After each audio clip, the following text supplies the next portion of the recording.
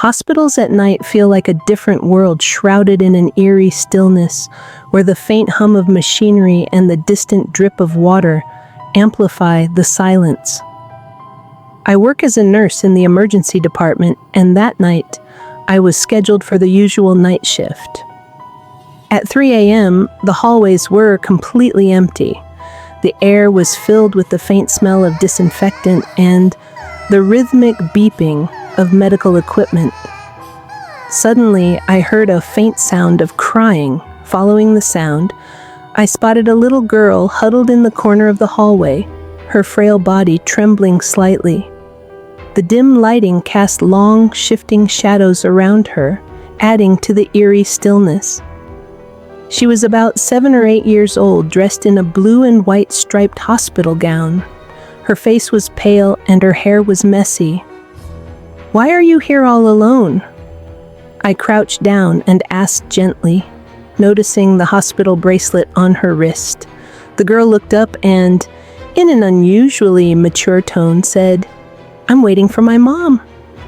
She said she'd come to take me home today, but I've been waiting for so long. I've been waiting since last month." Her forehead was alarmingly hot, but her lips were ashen. At that moment, I heard the sound of high heels clicking behind me. Turning around, I saw a tall female doctor approaching. She was wearing a pristine white coat, black-rimmed glasses, and a stethoscope hanging around her neck. Her face was unnaturally pale. "This is my patient. I'll take her back to her room," the doctor said as she reached out to take the girl's hand. Her fingers were abnormally long and bony, resembling spider legs. Though she showed me her ID badge, the dim light made it hard to read her name. Something felt off. The doctor's unnaturally pale face, the spider-like fingers, and the way her presence seemed to darken the hallway.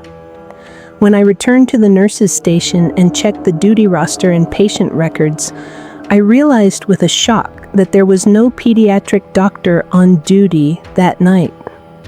Worse still, there was no record of the little girl being admitted to the hospital.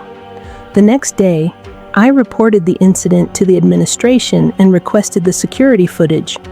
The video did show the little girl in the hallway, but the person leading her away appeared as a dark, blurry shadow, tall and looming, its edges flickering unnaturally like a distorted flame. Even more chilling, when I zoomed in on the doctor in the footage, the screen began to shake violently before going completely black. A week later, I was searching through old files in the hospital's archive room and stumbled upon a dusty case file. It detailed an incident from 20 years ago.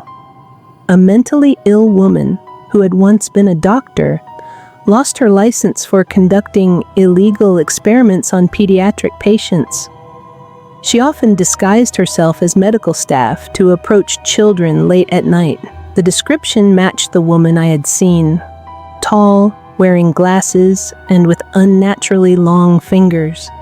She had died by suicide, jumping from the hospital roof while evading capture by the police.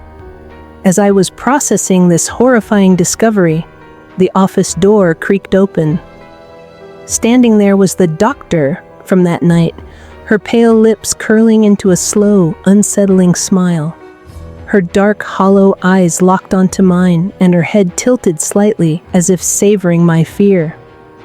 She gave me an eerie smile and said slowly, "So, you've been looking into me?" Panicking, I pressed the alarm button under the desk. Security arrived quickly, but the doctor had vanished. Left behind on the floor was a yellowed photo, the same woman from the case file. The glasses she wore were lying in the corner of the room, coated in a fine layer of dust.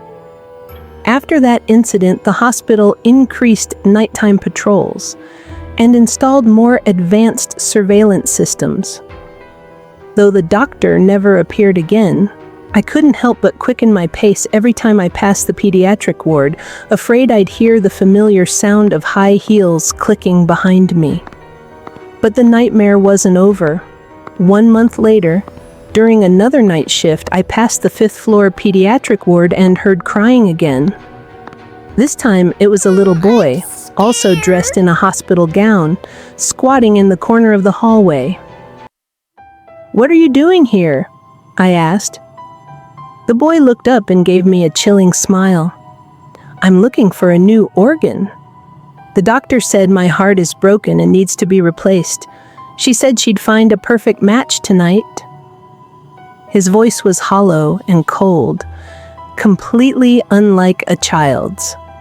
My heart nearly stopped. The scene was too similar. I scooped him up and hurried toward the nurse's station. Behind me, the sound of high heels grew closer and faster. I didn't dare look back, clutching the boy tightly and quickening my pace. Suddenly, the emergency lights went out, plunging the hallway into darkness. I felt an icy hand on my shoulder, its long fingers sending chills down my spine. "Give me the boy," a sinister voice whispered in my ear. I held the boy tightly and ran toward the stairs. Behind me, sharp laughter and the relentless clatter of high heels echoed through the hall.